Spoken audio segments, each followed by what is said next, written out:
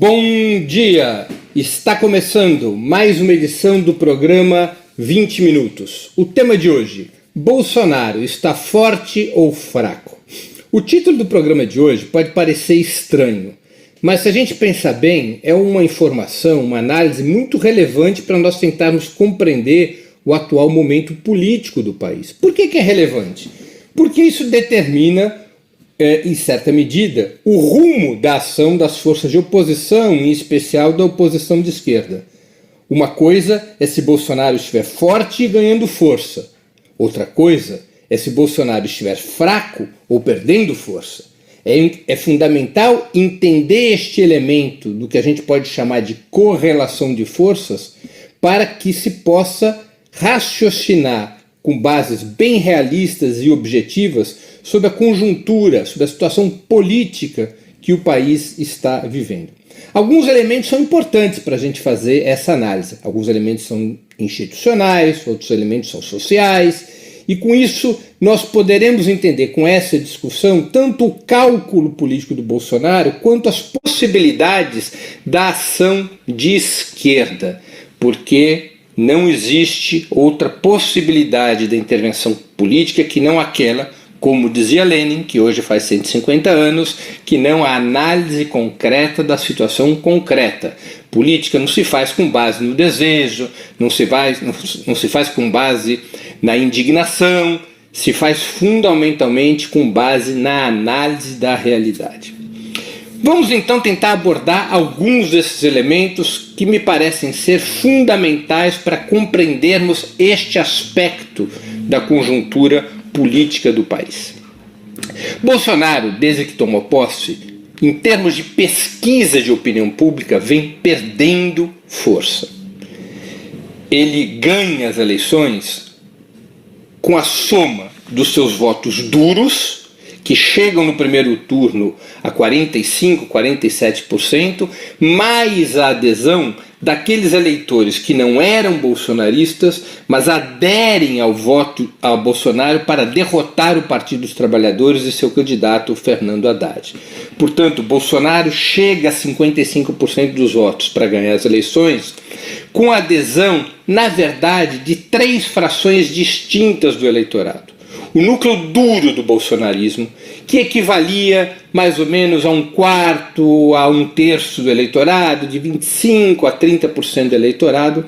Uma outra fração de um voto que não era tradicionalmente bolsonarista, mas é arrastado pelo bolsonarismo no curso do primeiro turno, é um eleitor que, inclusive no passado, muitos deles tinham votado no Lula, tinham votado na Dilma, mas se decepcionaram, foram atingidos fortemente pela campanha da mídia contra o PT, foram atingidos fortemente pelos efeitos da Operação Lava Jato, ficaram frustrados com a situação econômica do início do segundo mandato da presidente Dilma e acabaram aderindo a Bolsonaro. E uma terceira fração que é formada pelos eleitores tradicionais da direita, especialmente do PSDB, do DEM, do MDB e de outros partidos, que diante da impossibilidade dos seus candidatos serem vitoriosos, conforme mostrava a pesquisa, foram aderindo a Jair Bolsonaro dentro da lógica de unificação do campo conservador para derrotar o PT. Então, esse eleitorado que permite a vitória de Bolsonaro é composta por essas 3 frações. Ao longo do seu quase 1 ano e meio de mandato, Bolsonaro veio desidratando, ele veio perdendo esse apoio que havia conseguido no segundo turno das eleições de 2018. Ele foi assistindo uma parte importante do seu eleitorado, claro que não do seu núcleo duro, mas dessas outras 2 frações que compuseram seus votos, a fração dos eleitores centristas e a fração dos eleitores desgarrados que o bolsonarismo havia conseguido atrair na lógica antipetista, e ele foi, nas pesquisas de opinião, pouco a pouco perdendo voto. A situação provocada pela expansão do coronavírus, a crise do coronavírus e o comportamento do Bolsonaro em relação a essa crise do coronavírus fez com que ele terminasse por ficar bastante desidratado. Ou seja, hoje Bolsonaro tem o apoio do seu núcleo duro, ele tem o apoio de 1/3 do eleitorado, enquanto que outro terço segue alinhado com a esquerda, em especial com o Partido dos Trabalhadores. E o terceiro terço, que é exatamente o eleitor centrista, que vinha se aliando com Bolsonaro, que se aliou com Bolsonaro, majoritariamente se aliou com Bolsonaro para tentar derrotar o PT em 2018, que se manteve com Bolsonaro, embora já sangrando ao longo do ano de 2019, esse terceiro terço, o terço centrista, passou a uma postura de oposição com a guerra contra o coronavírus e a posição leniente de Bolsonaro no combate ao vírus, com a posição de Bolsonaro refratária ao isolamento social, com a posição irresponsável e cúmplice do coronavírus de Bolsonaro. As panelas que a gente ouve nas janelas dos principais bairros de classe média dos grandes centros reflete isso, esse terço centrista que Bolsonaro conseguia atrair com base nas posições no discurso antipetista. Esse terço se deslocou prioritariamente de uma posição outrora antipetista para uma posição anti-Jair Bolsonaro. E isso muda a situação política do país. Bolsonaro passa a estar em uma situação de minoria e, portanto, ele teve que alterar seu cálculo político. Antes que houvesse esse deslocamento do terço centrista para a oposição, Bolsonaro fazia um cálculo bastante simples. Ele tinha firme e forte 1/3 do eleitorado e um segundo terço, ou boa parte desse segundo terço, ele era capaz de atrair com base no combate ao Partido dos Trabalhadores e à esquerda. Isso se refletia não apenas em termos de corrente de opinião pública, mas também no parlamento. Bolsonaro conseguia, no frigir dos ovos, uma aliança entre a extrema-direita e a direita tradicional para aprovar as reformas, as medidas fundamentais propostas pelo seu governo, em particular no terreno da economia, até porque o programa econômico da extrema-direita e dos partidos tradicionais de direita é exatamente o mesmo, o programa neoliberal. O deslocamento desse terço centrista para o campo da oposição, com nítidos reflexos no parlamento e nas demais instituições do Estado, colocou Bolsonaro numa situação delicada, numa situação de isolamento político. Bolsonaro perdeu maioria no Congresso. Bolsonaro viu o Congresso aprovar determinadas medidas de sustentação à guerra contra o coronavírus que não eram do seu interesse, que não eram do interesse estrito do capital financeiro representado pelo governo Bolsonaro, que não eram medidas propostas ou aceitas pelo seu ministro da Economia, Paulo Guedes. O parlamento, por conta da pressão da opinião pública, acossado pela expansão do coronavírus, preocupadíssimo com a popularidade desses partidos, desses políticos nos seus estados, o parlamento foi aprovando medidas que contrariavam a lógica do governo Bolsonaro. Bolsonaro se deu conta que estava em uma situação de isolamento. Essa situação, como eu disse, fez com que Bolsonaro recalculasse sua ação. Não apenas ele passava a estar minoritário na sociedade e no parlamento, como ele assistia outras instituições do Estado, em particular o STF, caminhando para uma aliança que buscava esvaziar o seu poder. E essa aliança começava a pressionar também as Forças Armadas, que são, como todos sabemos, o esteio principal do governo Bolsonaro. Diante dessa situação de isolamento, de perda de força, Bolsonaro trucou.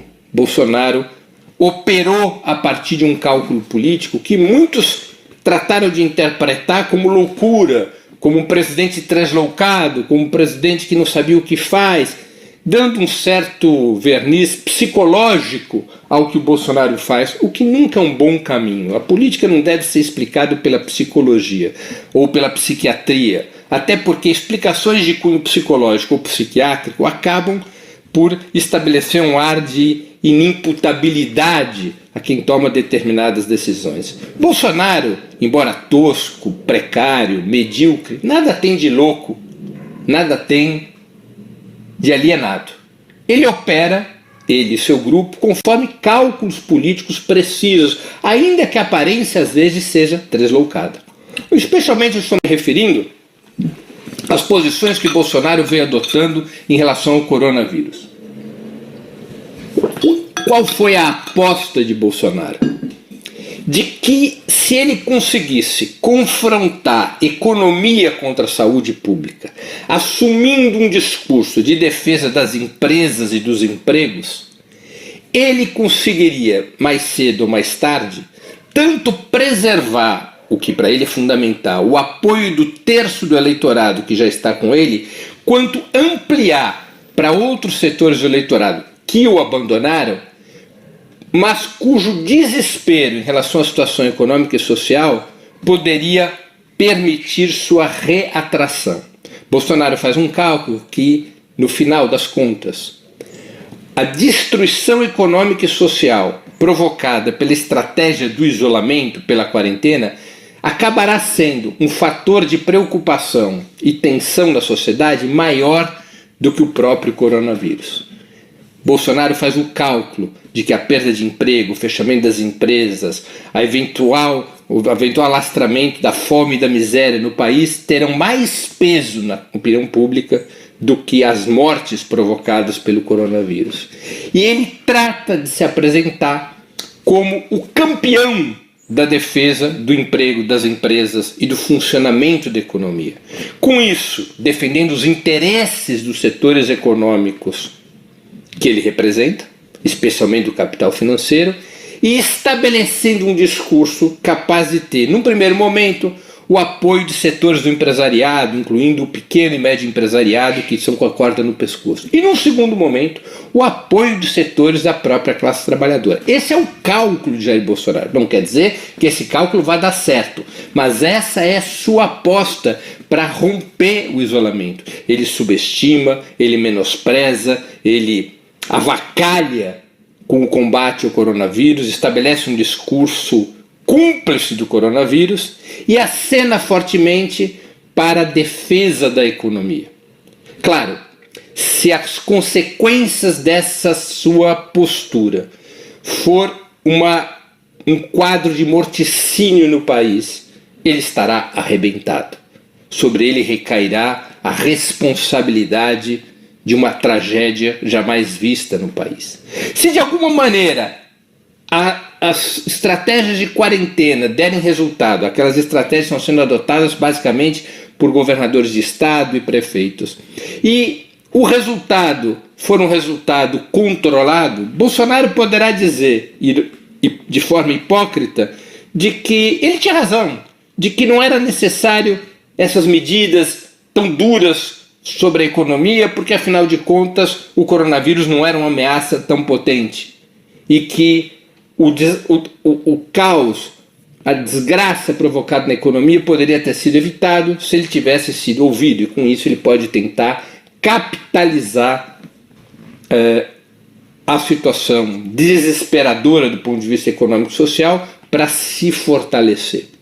Esse é um aspecto do cálculo de Bolsonaro para tentar sair do isolamento. É evidente que é um cálculo muito arriscado, evidente que é um cálculo no qual ele pode quebrar as pernas, mas é um cálculo que ele faz. Esse cálculo está acompanhado de um segundo elemento que é importante a gente prestar atenção. Bolsonaro tenta aprofundar a tensão política nas instituições e na sociedade para recompor sua maioria no parlamento e para recompor sua influência sobre a Corte Suprema. O que faz Bolsonaro? Ele insufla sua base social, ele flerta com o golpismo, ele alimenta uma situação de escárnio à Constituição, para exatamente provocar uma situação na qual seus adversários sejam obrigados a trucar ou a recuar. A trucar, tentando afastá-lo do governo para permitir a ele, Bolsonaro, eventualmente organizar um contragolpe e mobilizar sua base social e os instrumentos políticos que detém, especialmente as Forças Armadas, numa espécie de contragolpe que reorganize o Estado e, inclusive, com a hipótese de estabelecer um regime ditatorial aberto, ou ao tensionar forçar esses setores conservadores tradicionais a um novo pacto com ele. Bolsonaro tem feito isso nos últimos meses e volta a fazê-lo durante a guerra do coronavírus. Bolsonaro parte da lógica, que é uma lógica muito própria do fascismo, de que os setores centristas não são capazes de sustentar uma situação de polarização radicalizada. Que, para preservar os macro-interesses aos quais esses setores ditos centristas, que no fundo é a direita tradicional, para preservar os interesses que esses setores da direita tradicional representam, ela finalmente acaba por pactuar com a extrema-direita. E isso, de alguma maneira, tem ocorrido. Vamos analisar com atenção a reação do parlamento, dos partidos da direita tradicional, da própria Corte Suprema, ao que Bolsonaro fez no último domingo, participando de manifestações abertamente favoráveis à intervenção militar e ao AI-5, aquele ato institucional número 5 que levou ao endurecimento do regime militar em 68, a reação desses partidos da direita tradicional, mesmo dos meios de comunicação, foi uma reação pífia. Foi uma reação de crítica, foi uma reação de denúncia, mas nenhum desses setores propôs concretamente medidas para enfrentar e para punir um presidente que cometeu um gravíssimo crime de responsabilidade. Falaram alto, rugiram, mas a montanha pariu um rato. Nada de concreto esses setores propõem contra Bolsonaro. Ao contrário, imaginam que poderão domesticá-lo. E para domesticá-lo, vão repactuar com Bolsonaro. Vão tentar recompor com Bolsonaro. Vão tentar estabelecer formas de entendimento. Bolsonaro, com isso, ganha espaço de manobra. E esse espaço de manobra que Bolsonaro ganha se reflete no fato de que, embora de maneira indecisa, determinados setores, o chamado centrão do Congresso, que são aqueles pequenos partidos de direita fisiológicos, esses partidos acenam com a possibilidade de compor o governo Bolsonaro. Bolsonaro, com isso, tenta isolar os partidos mais ideológicos da direita, especialmente o PSDB e o DEM, que estão passando abertamente a oposição contra o seu governo, e atrair os partidos fisiológicos da direita, dividindo o bloco conservador e recompondo sua maioria parlamentar. Bolsonaro está enfraquecido, mas não está morto. Ter um terço do apoio social não é. Forças Armadas que continuam leais a Bolsonaro, mesmo quando torcem o nariz para algumas de suas posturas, não é pouca coisa, especialmente num país com a história do Brasil. Bolsonaro vai tratando de operar a crise do coronavírus para gerar uma situação política que, através da radicalização, lhe permita recuperar o espaço político-social perdido e lhe permita se colocar numa situação da Corte Suprema. Esse contragolpe, na lógica bolsonarista, pode ter várias alternativas. Pela direita tradicional, diante de um pública, como ele mantém capacidade de ação, não apenas porque continua a deter um terço de apoio do eleitorado e o apoio de uma instituição tão importante no Estado brasileiro como são as Forças Armadas. Bolsonaro também tem uma situação ainda de relativa tranquilidade política, porque do outro lado, do lado de cá, ainda não amadureceram as condições de uma mobilização popular capaz de encurralá-lo. Não existe possibilidade de derrubar um presidente da República pela via que seja, se não há um movimento popular de massas de grandes proporções.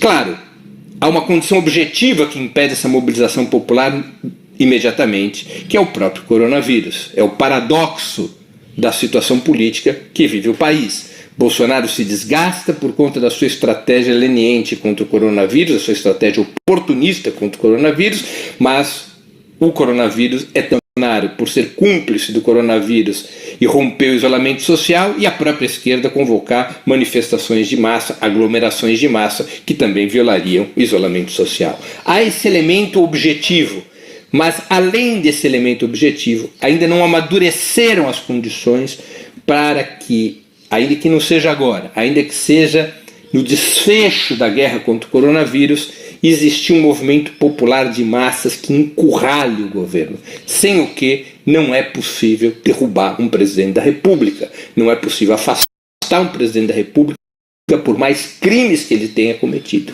O Collor só foi afastado porque houve um movimento de massas. A direita só conseguiu derrotar a Dilma porque construiu um movimento de massas de direita. E, evidentemente, as forças populares só conseguirão efetivamente isolar e afastar Jair Bolsonaro se existir nas ruas um gigantesco movimento popular que empurre o país para uma saída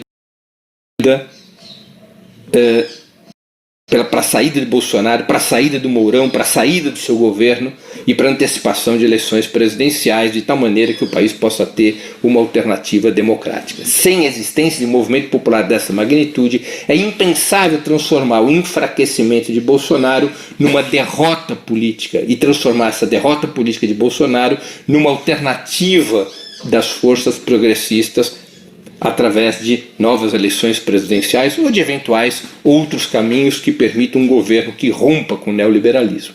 Portanto, para a gente concluir essa análise, Bolsonaro está mais fraco hoje do que estava há 1 ano, há 6 meses ou há 3 meses.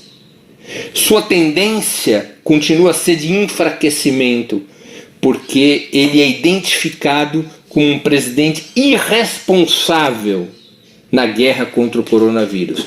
Se formou na opinião pública uma maioria contra Bolsonaro exatamente em função da sua postura sobre o coronavírus. Embora enfraquecido, embora vendo seu apoio se esvaziar, Bolsonaro ainda mantém um apoio relevante na sociedade, ao redor de 1/3 do eleitorado se mantém firmemente com ele. Bolsonaro também tem a seu favor, embora enfraquecido, o fato de que não há um movimento popular, um movimento de massas amplo, radical, forte o suficiente para transformar seu enfraquecimento numa crise de poder. Bolsonaro perdeu o apoio eventual do terço, construiu uma coalizão que isolasse a esquerda. Esse terço centrista se deslocou para a oposição. Isso é ruim para Bolsonaro. Bolsonaro corre riscos político para forçar setores do centro a repactuarem com ele. Vamos ver se ele conseguirá avanços nessa direção. Evidentemente, essas forças centristas, que são, como a imprensa denomina, a direita tradicional, PSDB, DEM, MDB, eles claudicam, hesitam, vacilam. Vamos ver se parte dessa direita tradicional finalmente repactuará com Bolsonaro, como é o seu desejo, ou se efetivamente constituirão um campo oposicionista de direita a Bolsonaro, consolidando o isolamento do atual presidente. De toda maneira, o cenário politicamente hoje é mais favorável às forças populares e à esquerda do que o era alguns meses atrás. Embora a esquerda ainda esteja numa situação débil, porque ela perdeu provisoriamente protagonismo, o cenário político do país está hoje centralizado numa disputa entre a direita e a extrema-direita, e os meios de comunicação tratam de reforçar esse cenário de polarização dentro do bloco conservador, invisibilizando a esquerda. Embora seja este o cenário provisório, as forças de esquerda têm claramente uma possibilidade de afirmar sua identidade como alternativa, como a única alternativa capaz de enfrentar radicalmente o coronavírus, adotar um programa de emergência que garanta sustentabilidade econômica e social à guerra contra o coronavírus e apresentar ao país uma saída democrática para se livrar do governo Bolsonaro e da política neoliberal que tornou o país tão vulnerável ao coronavírus. Claro, a esquerda para isso precisa se unificar, precisa dizer claramente o que pretende fazer com o governo Bolsonaro, qual é o seu programa, qual é a sua alternativa, dizer claramente que só há saída para a crise em que o Brasil foi colocado pelo governo Bolsonaro e pelas forças conservadoras a partir da constituição de um novo governo democrático popular. Há um espaço para a esquerda crescer, desde que ela seja capaz, de forma unitária e generosa, de se afirmar como uma alternativa a Bolsonaro e as políticas conservadoras com as suas políticas. O espaço está aberto, mas ainda não houve avanços nessa direção. Portanto, isso também facilita a vida de Bolsonaro por hora, enquanto ele tiver que enfrentar apenas a direita tradicional. Vamos combinar, ele está em casa, tem uma margem de manobra relativamente razoável por conta da identidade programática entre a direita tradicional e a extrema-direita. A situação de Bolsonaro só começará a ser efetivamente periclitante se a esquerda conseguir entrar em campo apresentando uma clara perspectiva de substituição do governo Bolsonaro e de um programa que rompa com o neoliberalismo. Termino aqui a exposição de hoje. Antes de dar por encerrado o programa 20 Minutos dessa quarta-feira, 22 de abril de 2020, duas mensagens. A primeira mensagem, eu queria sugerir a vocês fortemente que fizessem sua inscrição no canal do Opera Mundi no YouTube. Nessa plataforma vocês tanto poderão acompanhar nossas transmissões ao vivo, quanto assistir edições anteriores dos programas 20 Minutos e demais programas da TV Opera Mundi. O YouTube é uma plataforma muito mais amigável para assistir vídeos, para fazer comentários e também para contribuir financeiramente com o Opera Mundi através do Super Chat. E não se esqueçam, ao fazer sua inscrição no canal do Opera Mundi no YouTube, de marcar o sininho. Marcado o sininho, vocês serão avisados todas as vezes que novos programas nossos ou de nossos parceiros forem ao ar. Segunda mensagem, queria pedir a vocês encarecidamente que fizessem uma assinatura solidária de Opera Mundi. A assinatura solidária é um pequeno valor mensal que nossos leitores e espectadores pagam para que nós possamos ter os recursos necessários, a sustentação e ao desenvolvimento de um jornalismo independente, de qualidade. Para que nós tenhamos os recursos necessários, a batalha cotidiana de ideias e informações contra a imprensa de direita, cada vez mais manipuladora e mentirosa.